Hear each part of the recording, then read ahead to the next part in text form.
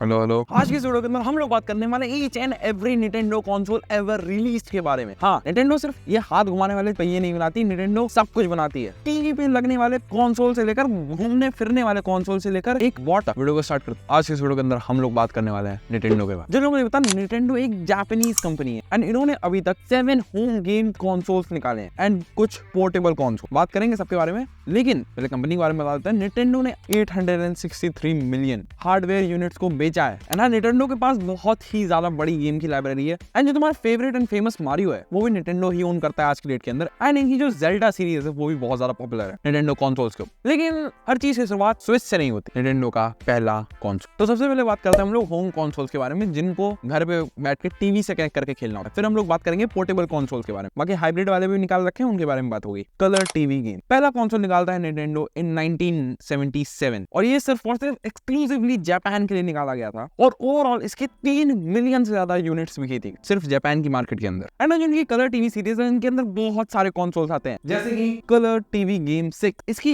1 million unit के आसपास बिकी थी, जिसके अंदर हॉकी वॉलीबॉल जैसे गेम्स देखने को मिलते थे। फिर कलर टीवी 15 आया एंड इसकी भी 1 मिलियन से ज्यादा कॉपीज बिकी थी। उसके बाद कलर टीवी रेसिंग आया 112 एंड इस कंसोल के अंदर रेसिंग गेम्स मिला करते थे एज नेम बताता है और इसकी लगभग 5 मिलियन के आसपास कॉपीज बिकी थी। कलर टीवी ब्लॉक ब्रेकर और ये ब्रेकआउट के ऊपर गेम बेस्ड थी एंड इसकी लगभग 5 मिलियन कॉपीज बिकी थी। एंड कंप्यूटर टीवी गेम जो कि 1980s के आसपास इन्होंने रिलीज किया था, उनके बहुत ही ज्यादा कम यूनिट्स बिके थे। तो ये ओवरऑल सीरीज थी जिसके अंदर लगभग 5 प्रोडक्ट्स निटेंडो ने निकाले थे। ये सीरीज 1977 से 1980s तक चली and to be very specific कुछ साल और इन्होंने कंटिन्यू किया 1983 तक। लेकिन फिर जमाना बदल रहा था एंड आया निटेंडो का one of the most powerful तब के जमाने के हिसाब से एंड बहुत ज्यादा पॉपुलर कंसोल निटेंडो NS, जो कि रिलीज किया गया जुलाई 15, 1983 के अंदर। ये एक 8 बिट का गेमिंग कंसोल है जिसको अमेरिका के अंदर रिलीज किया गया, नॉर्थ एंड साउथ दोनों, यूरोप के अंदर रिलीज किया गया, एशिया के अंदर रिलीज किया गया, ऑस्ट्रेलियन कॉन्टिनेंट के अंदर रिलीज किया गया एंड अफ्रीका के अंदर। और ये पहला निटेंडो कंसोल था जो जापान के बाहर गया और इसने लगभग 61.91 मिलियन कॉपी सेल करी पूरे वर्ल्ड वाइड। ये एक हिस्टोरिक नंबर था उस जमाने के हिसाब से। और जो मैंने अभी गेम के बारे में बात करी जेल्डा, वो NES से स्टार्ट हुई थी, यानी कि जेल्डा इतनी पुरानी गेम है। और जापान के अंदर इस कंसोल को कहने लगे लोग फैमिकॉम और अक्टूबर 31, 2007 के अंदर डिसकंटिन्यू कर दिया गया फैमिकॉम, क्योंकि पार्ट्स नहीं मिल रहे थे। बट स्टिल ये सिस्टम लोगों के दिल के अंदर बसा रहेगा। लेकिन आज निटेंडो के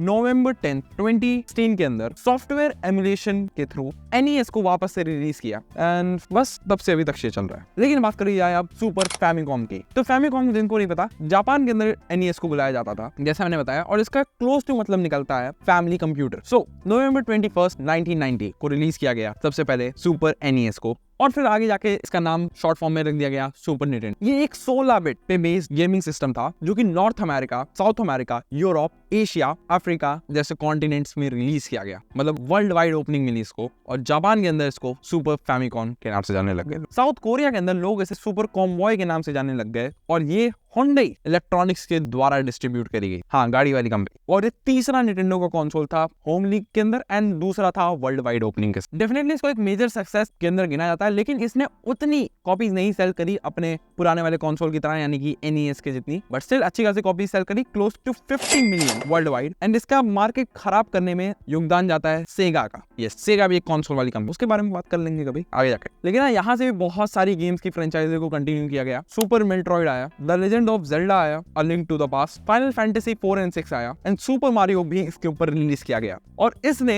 कुछ बहुत ज्यादा पॉपुलर फ्रेंचाइजी को भी स्टार्ट किया, Star Fox and Mega Man X. And सितंबर 2019, 2017 के अंदर NES की जगह निटेंडो ने वापस इसका एक सॉफ्टवेयर एमुलेशन वर्जन रिलीज कर दिया गया। साल था 1990। वक्त आ चुका था लोगों के रेवोल्यूशन का, नई चीजों का। तब रिलीज होता है निटेंडो 64, जिसे रिलीज किया गया था जून 23 को जापान के अंदर, सितंबर 29 को north America and 1 March Europe and Australia, जिसे लोग N यानी कि निटेंडो 64 के नाम से जानते हैं। और ये गेम जापान की मार्केट के अंदर बहुत अच्छे टाइटल के साथ रिलीज किया गया, जिसमें से एक पॉपुलर टाइटल का नाम दो, that is super Mario 64। And इसके ऊपर बहुत ज्यादा गेम्स आए, तुम स्क्रीन पे देखते हो, मैं इतने देर नहीं पढ़ सकता, लेकिन हाँ, जेल्डा इसके ऊपर कंटिन्यू है, मारियो कंटिन्यू है एंड डिफरेंट होम के हिसाब से सेलेक्टिव गेम्स को स्पेसिफिकली रिलीज किया गया ताकि मार्केट बनाई जा सके। बट स्टिल अभी तक NES का रिकॉर्ड कोई नहीं तोड़ पाया था। एंड डेफिनेटली मैंने कहा ना, अपने समय की आगे की चीज थी NES, तो उसका रिकॉर्ड तोड़ना इतना आसान बात। बट स्टिल ओवरऑल मैंने लॉन्च करते हुए इसने 32.93 मिलियन सिस्टम को बेच दिया, जो कि एक अच्छा नंबर है अपने। मुझे पता है तुम लोग में इस कंसोल का नाम तो बिल्कुल नहीं सुना होगा, game cube 2001। Nintendo game cube, जिसको गेम क्यूब के नाम से जाना जाता है या NCG के नाम से, सितंबर 14, 2001 में रिलीज किया, जो कि निटेंडो का एक 6th जनरेशन का कंसोल था। एंड उस समय एक्चुअली जानते हो क्या हुआ, सोनी का PlayStation 2 आ गया, एक्सबॉक्स मार्केट में घुस चुका था, एंड सेगा ने ड्रीमकास्ट नाम का एक डिवाइस भी लॉन्च कर दिया था। तो अब तुम समझ सकते हो मार्केट कितनी ज्यादा कॉम्पिटिटिव हो गई थी। और ये निटेंडो का सबसे पहला कंसोल था जो कि एक ऑप्टिकल डिस्क ड्राइव को यूज करता था गेम्स को रन करने। नहीं तो पहले गेम के कार्टेजेस आते थे ऐसे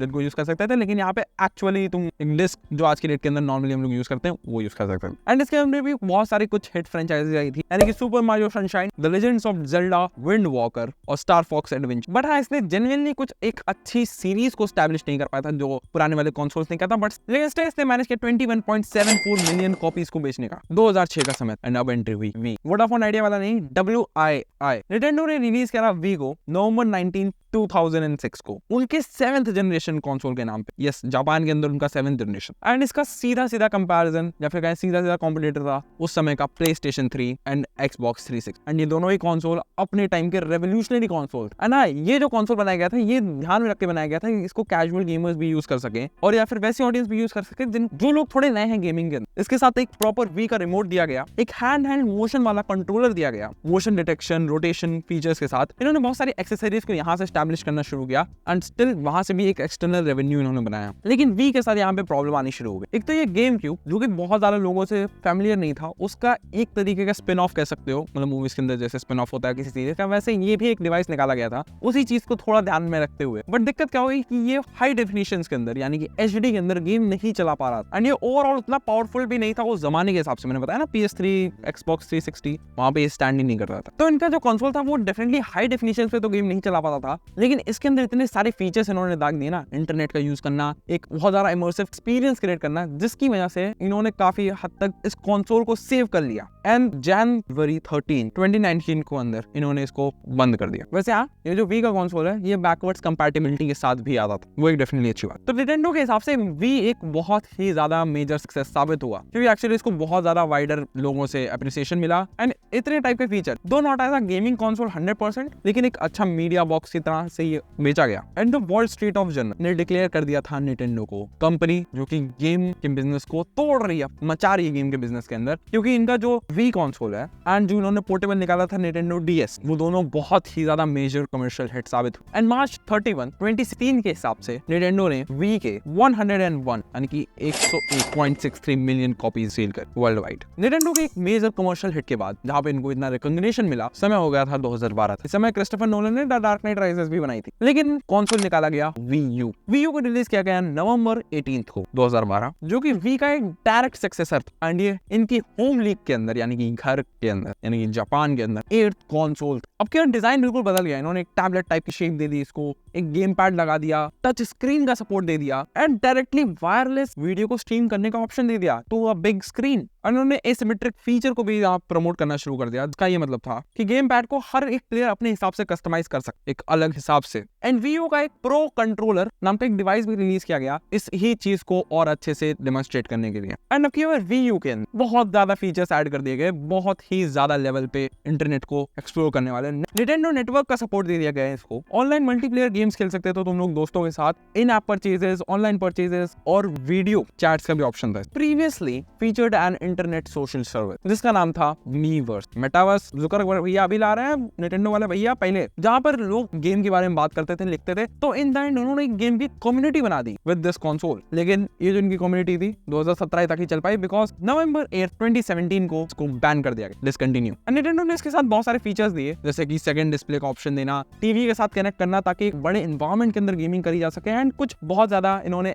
एक्सटर्नल चीजें भी निकाली थी जो पिछले वाले वी कंसोल के साथ भी इन्होंने निकाली थी, उसका भी इन्होंने इसके अंदर सपोर्ट दिया। और अब की बार इसका जो हार्डवेयर है उसके अंदर भी मेजर इंप्रूवमेंट डाली गई। इस रीजन की वजह से जैसे वी कंसोल पहले हाई डेफिनेशन के अंदर गेमिंग नहीं करा पाता था, अब ये जो कंसोल है ये HD गेमिंग को सपोर्ट करता था। लेकिन दिक्कत क्या हुई ना, कॉम्पिटिटर्स बहुत ही ज्यादा आगे निकल गए थे PlayStation 4 एंड Xbox One के। आई थिंक मैं छाती पीट कर कह सकता हूँ ये वो टाइम था जिसने आज सोनी को सोनी बनाया, जिसने आज Xbox से एक मार्केट को तैयार किया। एंड जो करंट गेमिंग है वो टोटली रिलाई करती थी I think PS4 and Xbox One जैसे कंसोल्स पे, वहां पर Wii U का नाम नहीं आ पाए बिकॉज ऑफ मार्केटिंग। एंड इसका एक सिंपल सा रीजन मैं ये बताऊं, वो ये था कि बिकॉज निटेंडो अपने होम ग्राउंड यानी कि जापान के अंदर बहुत ज्यादा ध्यान देता था। एंड डेफिनेटली जब तक निटेंडो 100% ध्यान दे रहा था जापान के अंदर, कोई दूसरी कंपनी आ ही नहीं सकती थी। पर पता नहीं क्या ओवर कॉन्फिडेंस हुआ, क्या हुआ, निटेंडो वाले बता पाएंगे भाई सही से तो, बट सब कुछ फेल हो गया। दो इसके पास ज्यादा ऑप्शंस थे, कीमत कम थी और ज्यादा एक्सक्लूसिव फीचर्स थे, और इन्होंने सुपर मारियो 3D वर्ल्ड नाम का गेम भी निकाल दिया। एंड सुपर मारियो बहुत ज्यादा पॉपुलर फ्रेंचाइजी है गेमिंग हिस्ट्री की, बट स्टिल इतनी ज्यादा कॉपीज बेच ही नहीं पाई। पर इन्होंने जुगाड़ किया, कुछ नई फ्रेंचाइजी को ऐड किया एंड कुछ सपोर्ट के साथ इन्होंने जनवरी 2017 तक 13.5 मिलियन यूनिट बेचे पूरे विश्व में। लेकिन यहाँ पर शायद हम सबके लिए निटेंडो खत्म हो चुका था, कोई ऑप्शन नहीं था, कुछ नहीं था निटेंडो। लेकिन गेम को चेंज किया गया आगे जाके। बट उसकी बात करने से पहले मैंने बताया था ना कि निटेंडो हैंड कंसोल के अंदर भी अपना बहुत ज्यादा टाइम इन्वेस्ट कर रहा था। अब जरा उसकी बात कर ले। Game and watch series 1980s से लेकर 1991 तक निटेंडो ने रिलीज। हाँ वो अलग बात है, रीब्रांड होकर 2022-2021 भी आई थी। लेकिन अगर पुरानी वाली सीरीज की बात करें तो गेम एंड वॉच सीरीज एक LCD डिस्प्ले के साथ आने वाली गेम थी प्रॉपर, जिसके अंदर एक गेम है और गेम भी थी इजी एंड हार्ड मोड को डिटरमाइन करते हुए, और जिसके अंदर गेम भी ज्यादा फास्टर होती थी लेकिन ज्यादा डिफिकल्ट होती थी कंपैरेटिवली टू गेम है। मतलब उस जमाने से मल्टीटास्किंग कर रहे हैं निटेंडो वाले। बहुत सारे मॉड्यूल्स को मैन्युफैक्चर किया गया, 2 स्क्रीन वाले आए, सिंगल स्क्रीन वाला तक मॉड्यूल निकाला गया। तो ये सीरीज थी अच्छी खासी पॉपुलर थी बिकॉज मैंने बताया वो समय निटेंडो का ही चल रहा था, समझ लो उनके होम मार्केट के अंदर, बिकॉज ऑफ इनके होम कंसोल। इन्होंने स्टार वॉर्स जैसे थीम के गेम बनाए इस कंसोल के लिए। इस रीजन यहाँ से एक एज ऑफ द बूस्ट मिला इनको मार्केट के अंदर। है ना, कुछ दिक्कतें भी आई LCD डिस्प्ले का यूज करने की वजह से, बट ओवरऑल निटेंडो ने सब कुछ संभाल कर और अपने पीक टाइम का फायदा उठाकर ओवरऑल 43.4 मिलियन कॉपीज को बेचा पूरे विश्व भर में, जहां पर 12.87 मिलियन आया जापान से एंड बाकी जो बचा वो आया ओवरसीज। एंड हाँ, मारियो ब्रोस की 35th एनिवर्सरी के ऊपर यानी कि नवंबर 13 to 2020 इन्होंने इसका एक स्पेशल एडिशन को रिलीज किया, और जेल्डा की 35th एनिवर्सरी के ऊपर भी इन्होंने एक स्पेशल वर्जन को रिलीज किया नवंबर 12, 2021। लेकिन अगर पुराने समय की बात करें 1989 का वक्त, बॉय बहुत ज्यादा गेम खेल रहे थे। निटेंडो ने क्या किया, गेम बॉय निकाल दिया। अगर एक हिस्ट्री से one of the most popular gaming device उठाएं तो गेम बॉय का नाम जरूर आएगा उसके अंदर। और ये निटेंडो की तरफ से आने वाला पहला कंसोल था जिसके अंदर गेम कार्ट्रिजेस का यूज होता, हैंडहेल्ड में। मतलब गेम कार्ट्रिजेस निकालो लगाओ, तो इसके अंदर गेम की कोई सीमा ही नहीं थी। ये अपने टाइम के बहुत आगे की चीज थी। एंड जब ये रिलीज करी ना, ये one of the best selling बन गई, मतलब उस साल की, उस समय की। और 100 मिलियन से ज्यादा इन्होंने यूनिट सेल करी गेम बॉय। इतनी ज्यादा ये यूनिट सेल हुई, इन्होंने एक अलग से फ्रेंचाइजी बना दी, एक अलग से फैमिली टाइप बना दिया। जैसे नहीं बताया था मैंने NES के टाइम पे फैमिली कंप्यूटर, वैसे इसके साथ भी हुआ था। एंड उन्होंने इसके बहुत सारे वेरिएशंस वगैरह को भी बेचा पूरे जापान के अंदर। इस रीजन जैसे इसकी सेल्स इतनी ज्यादा बूस्ट हुई। और 1998 के अंदर निटेंडो का प्लान था गेम बॉय एडवांस नाम की डिवाइस को निकालने का, जो बहुत सारी चीजों को ऑफर करता, लेकिन उन्होंने प्लान कैंसिल कर दिया बिकॉज इन्होंने निकाला गेम बॉय कलर। एंड हम मिलकर the game boy end game boy colour ने 118.69 मिलियन यूनिट्स बेची पूरे विश्व भर में। बात करते हैं अब गेम बॉय कलर। तो 1998 के अंदर निटेंडो ने गेम बॉय कलर को निकाला, जो कि एक 8-बिट गेमिंग कंसोल था। एंड उन्होंने जो ग्रे स्केल विजुअल्स थे पुराने जमाने के बेकार थे, उनको रिप्लेस कर दिया गया कलर विजुअल्स के साथ। तो डेफिनेटली इससे ये पता चलता है कि सेल्स तो डेफिनेटली बढ़नी थी यहाँ से बहुत ज्यादा। एंड उन्होंने इसके बहुत सारे वेरिएशंस निकाले, जैसा हमेशा करता है निटेंडो, ताकि ज्यादा अमाउंट ऑफ डिवाइसेस बेचे जा सके world wide and specially Japan की होम मार्केट के अंदर। एंड अगर आज के डेट के अंदर तुम लोग एक निटेंडो स्विच लोगे तो उसके अंदर गेम बॉय के सब्सक्रिप्शन लोगे तो ये मिल जाएगा तुमको साथ ही साथ। वक्त हो गया था 2001 का, गेम बॉय एडवांस। मार्च 2001 के अंदर निटेंडो ने रिलीज कर दिया गेम बॉय एडवांस, जो कि गेम बॉय फ्रेंचाइजी के अंदर एक बहुत बड़ा अपडेट था in terms of specification. And आगे जाकर निटेंडो ने इसके 2 वर्जन बना दिए, एक game boy advance SP end game boy micro, जो कि 2003 और 2005 रिस्पेक्टिवली रिलीज करे गए। गेम बॉय एडवांस SP एक काफी ज्यादा स्मॉलर फॉर्म फैक्टर के अंदर आता था, जो रिचार्जेबल बैटरी और स्क्रीन के अंदर फिट होने वाली लाइट के साथ आता, जो कि एक स्टैंडर्ड बन गया अपकमिंग गेमिंग कंसोल्स के लिए, स्पेशली हैंडहेल्ड। एंड जो गेम बॉय माइक्रो था उसके अंदर रिचार्जेबल बैटरी वगैरह कोई सपोर्ट नहीं था ऐसे, और जो इसके प्लास्टिक फेस प्लेट्स थी ना, इसको तुम चेंज कर सकते थे। मतलब डिजाइन की कोई कमी ही नहीं थी। डेफिनेटली इसके जो 3 मॉडल्स हैं वो काफी अच्छा हिट रहे हैं, लेकिन बस इनके अंदर एक फीचर की कमी थी, वो था बैकवर्ड्स कंपैटिबिलिटी ना देना। बट स्टिल 2010 के हिसाब से निटेंडो के गेम बॉय एडवांस इन तीनों ही वेरिएंट्स को मिलाकर टोटल बिके हैं 81.51 मिलियन वर्ल्ड वाइड। अब देखो निटेंडो ना इतना ज्यादा पॉपुलर हो रहा था दुनिया के अंदर, तो इन्होंने अपनी जापानीज कल्चर, अपनी जापानीज मांगा, अपनी जापानीज एनिमे को प्रमोट करना शुरू किया, जहां से जन्म हुआ पोकेमॉन मिनी का। जिन लोगों ने बताया पोकेमॉन बहुत ही ज्यादा पॉपुलर कार्टून आता है, नवंबर 2001 के अंदर निकाला गया निटेंडो के द्वारा पोकेमॉन मिनी, जो कि डेफिनेटली पोर्टेबल कंसोल था पोकेमॉन फ्रेंचाइजी को ध्यान में रखते हुए। और निटेंडो की तरफ से ये चीपेस्ट कंसोल प्रोड्यूस था, गेम्स कॉस्टिंग $15 ईच, और कंसोल की कीमत थी सिर्फ और सिर्फ $45, मतलब उस समय के हिसाब से।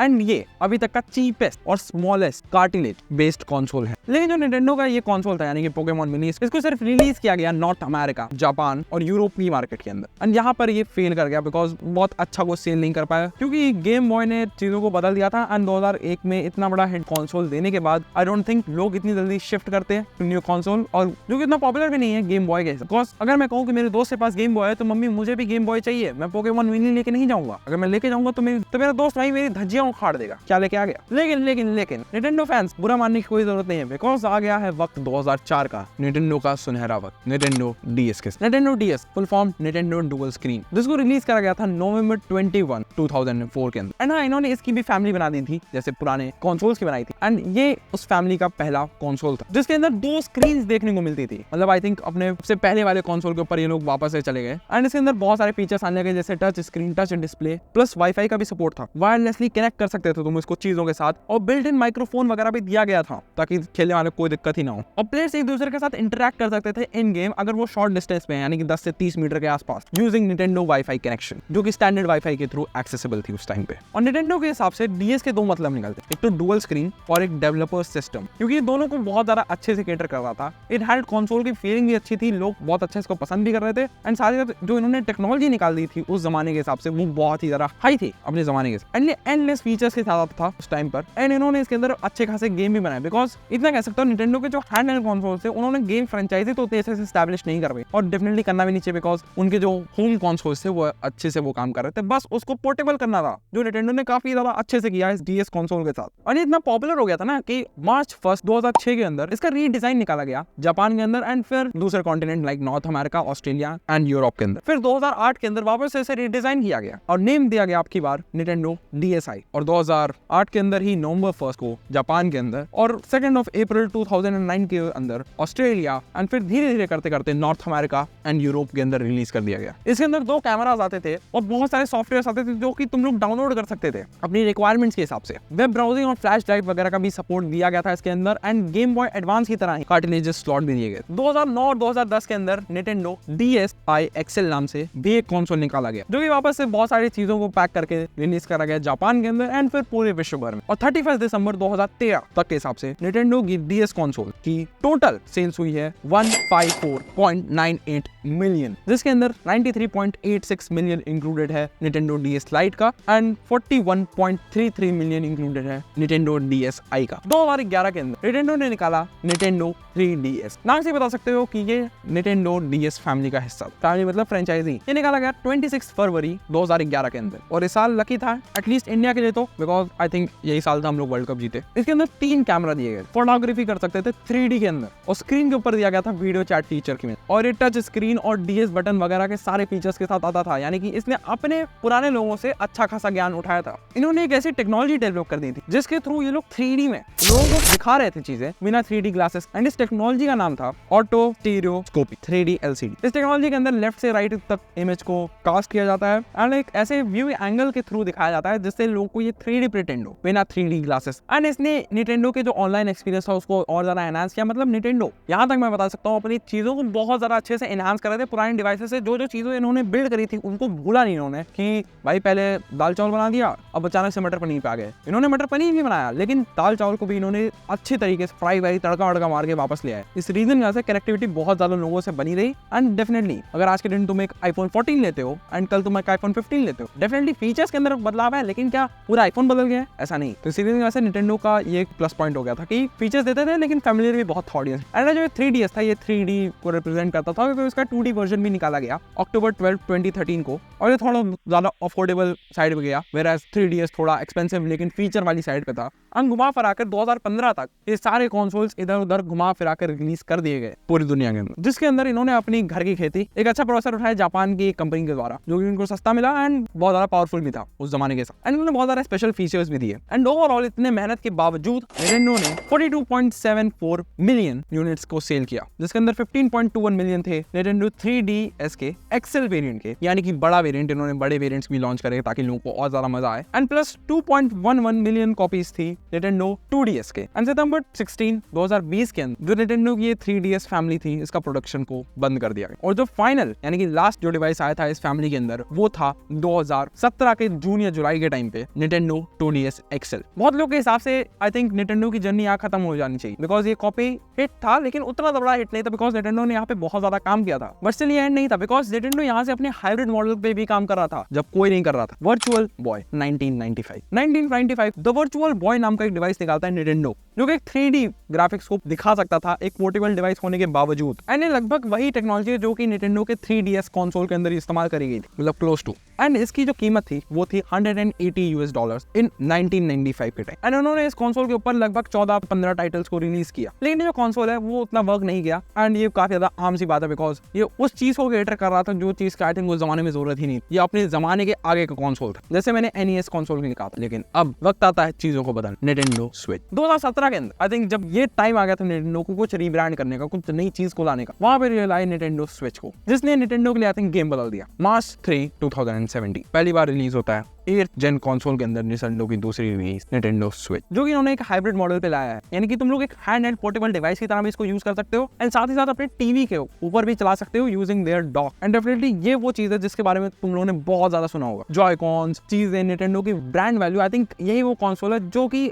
आज की डेट के अंदर लोगों के लिए निंटेंडो की पहचान है। हाँ, पुराने लोगों के लिए डेफिनेटली गेम बॉय है, लेकिन करंट जनरेशन जेन जी लव स्विच जी कुछ बैठा नहीं, लेकिन बहुत सारे डिफरेंट फीचर्स देते थे एंड इसके बारे में तुम लोग में से बहुत सारे लोग नहीं जानते हो तो भाई क्या कर रहे हो। एंड फरवरी 3, 2022 के अनुसार इसने 103.54 मिलियन यूनिट्स को सेल कर दिया है पूरे वर्ल्ड वाइड मार्केट के अंदर। एंड निंटेंडो का बेस्ट होम सेलिंग प्रोडक्ट भी रहा और पूरे दुनिया के अंदर 3rd best home console of all time. और फिर सितंबर 2019 के अंदर थोड़े और अफोर्डेबिलिटी को ध्यान में रखते हुए निंटेंडो वालों ने निंटेंडो लाइट को भी बेचना शुरू कर दिया, जिसके अंदर उन्होंने सिर्फ पोर्टेबिलिटी वाला फीचर को ऐड किया एंड जो डुअल हाइब्रिड सिस्टम था उसको हटा दिया। तो इसकी वजह से इसकी कीमत को थोड़ा कंट्रोल करने में लोग बच गए। और फिर 2021 के अंदर इन्होंने एक अपना OLED वेरिएंट भी ला दिया, जहां पर डिस्प्ले को इन्होंने और ज्यादा अच्छे से एनहांस कर दिया, जिससे और ज्यादा अच्छे विजुअल्स हो गए और कीमत भी थोड़ी ज्यादा बढ़ गई। और इन्होंने जो इसका स्टोरेज साइज है उसको 64 GB कर दिया, ना कि 32 GB यूजुअल। एंड बस इतना ही नहीं, निंटेंडो ने अपने बहुत सारे कंसोल लाए, game boy camera, game boy player, game boy printer, etcetera. इसकी लिस्ट कभी खत्म ही नहीं होगी, मतलब होगी तुम्हारी स्क्रीन के ऊपर सारे मैं सब दिखा दूंगा लाइन से। लेकिन एक चीज जरूर पता चलती है इस पूरे एवोल्यूशन से ऑफ निंटेंडो, कि हार नहीं माननी चाहिए, बिकॉज अप्स एंड डाउन्स हमेशा देखने को मिलते हैं। निंटेंडो के कंसोल की जर्नी में भी हमने देखा 32 मिलियन, 154 मिलियन, 103 मिलियन, एंड ये one of the most successful franchise बन जाती है अभी विद ओवरऑल 863.07 मिलियन कॉपीज के हिसाब, जो कि मैं अगर अभी एस्टिमेट लगाऊं तो लगभग 900 मिलियन आराम से हो जाएगी होगी, या उसको पार भी कर दिया हो। वो तो मैं एक्चुअली कमेंट्स में बता वीडियो का एंगेजमेंट बढ़ा। तो बस यार, आपका वीडियो अच्छा